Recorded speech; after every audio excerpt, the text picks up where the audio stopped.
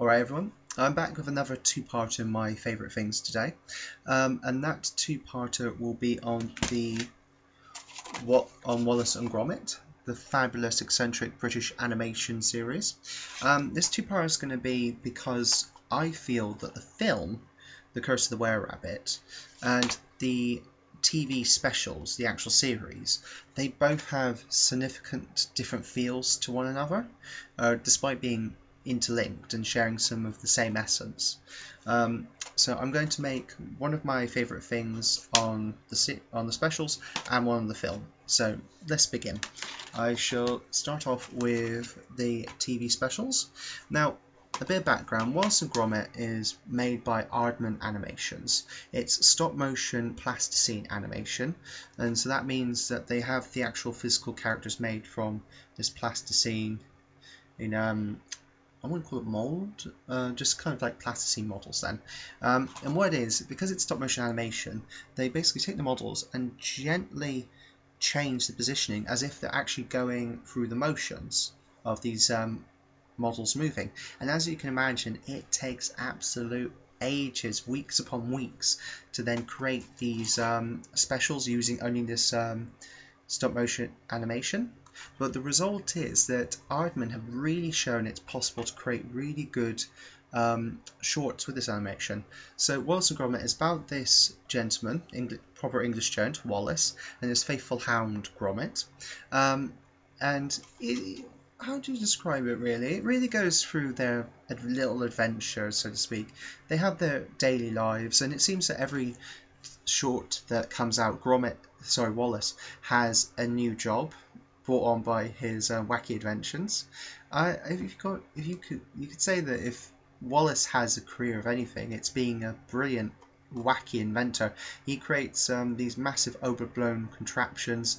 Well, let's give an example. He created the full-on mechanism that would get him out of bed. So springs behind the bed, lift him up. Trapdoor opens, he slides down. He's caught by mechanical hands holding a jumper, holding trousers, that he slips into, and then a mechanical little jumper thing comes up and wax jumper on.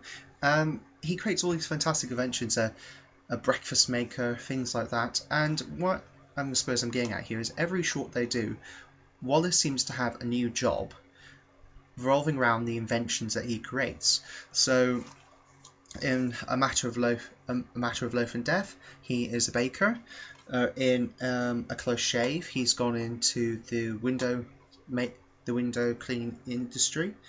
I suppose you could say a grand day out. He's an astronaut. So why are these great? Well, at the end of the day, the characterization of the two main characters as Wallace and Gromit are just fantastic. Wallace, despite all of his ingenuity, is a bumbling oaf really. He sometimes lacks common sense, whilst Gromit has it in bundles, but Gromit can't speak because he's a dog. What most people really comment on liking, and what I personally do like, is the fact that despite him not speaking, the facial animations of Gromit say bucket loads. You just look at his face and you can guess exactly what he's thinking, and that's really good animation there, working that in. The shorts follow very contained plots, quite independent of each other. There is some characters that are shared, especially in the later specials in the movie, but they're really independent ones you can just sit down and watch. They're usually quite tense, somewhat quite scary actually. These are designed to be family animated shorts, but really they have some really tense moments, and the possibility of violence, like from the Mad Penguin. So you had a Mad Penguin in the wrong trousers, a thief, and he wasn't too afraid of wielding a gun.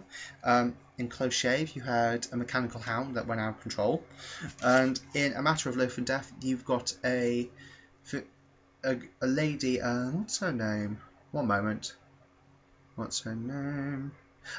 Payella Bakewell, who's out to get her baker's dozen of murdered bakers. So as you can see, it's a very tense thriller like essence to these shorts, and that's what captures the imagination of the people that watch it. That's why people love it.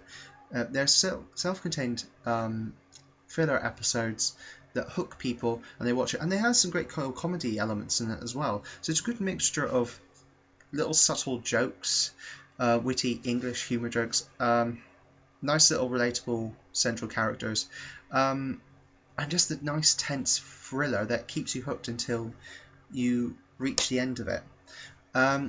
So yeah, hopefully they will be making more. I know that they're making a Shaun the Sheep movie. That's perhaps the other thing I should have mentioned. A couple of the characters from these have become so popular they've generated their own independent shows. Shaun the Sheep, which is in A Close Shave, had his own kids show. Little Timmy, which is the other one of the sheep, had his own little preschool show. And now Shaun has become so popular he's having his own full-on animated movie, which I hope Wallace and Gromit will guest star in. Who knows? I don't know. It's out in 2015. Okay, so let's move on to the second part, and I shall now look at the movie.